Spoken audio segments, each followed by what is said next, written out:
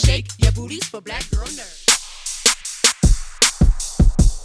So the casting for this movie, you guys are like the perfect embodiment for Spider-Man and Miles Morales.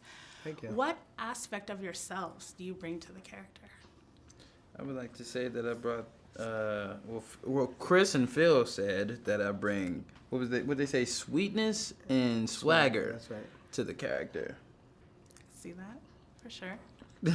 I think I tried to bring a lot of my comedy to Peter. I wanted him to be, and it wasn't just me, it was all the writers and directors, but I wanted him to be very funny and likable and relatable.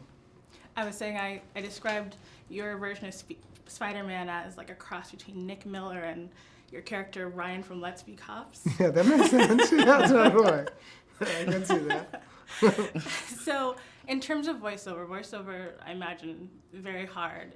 And so was a lot of it solo, or did you do a lot of collaboration? Most of it was solo, but we were able to work together at the beginning to help kind of find our voices.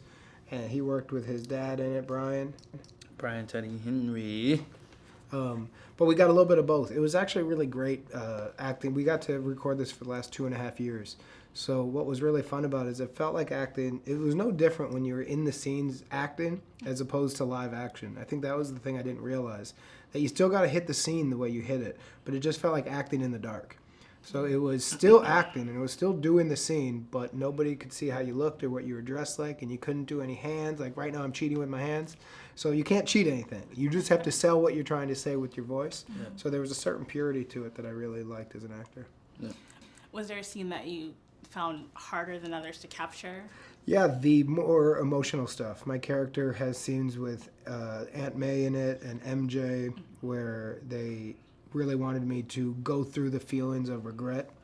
But the way we'd record is we'd be doing comedy scenes and we'd be hitting all the bits, and then the next scene they'd be like, all right, now let's jump to the MJ scene, and I'd be like, yo, man, I need a second transition here. Right. We were just doing that, but now we're here. And they'd be like, so all, and I don't want to give spoilers, but like all this happens, and I'm like, okay, and they're like, and whenever you're ready. I'm like, let me go to my trailer for 30 minutes and listen to sad music.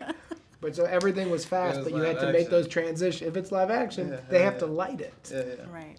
But out there, when you're doing this, everything is fast, and they're like, oh, jump to this scene. Now this is a big joke, but we didn't get a hard enough laugh here. So that was what was kind of tricky in a fun way. That's nice. I think like a lot of the funniest moments were the smallest moments. Yeah. Even something as like bagel as a sound effect. Yeah, that's right. So Spider-Man is such an iconic character and has been done multiple times. Why do you think this film is so unique? Because it introduces Miles Morales. Boom.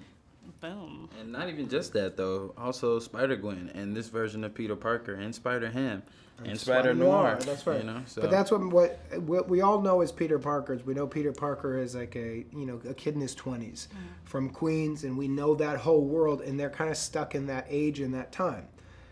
This was saying this spider world just exploded up in a whole new thing. And Peter's still there, but it's this Peter. And this Peter's just different. He's not that kid anymore. He was that kid, but now he's grown up. And so everything is kind of different. So it's the same IP. It's still Spider-Man, and it's not taking away what you know, but it just turns it on its head. It kind of turns the whole thing on its head. I like that answer. Thank you very much. Thank you. It's been a pleasure. Thank you. Better shake your booties for black girl nerds. Better shake your booties for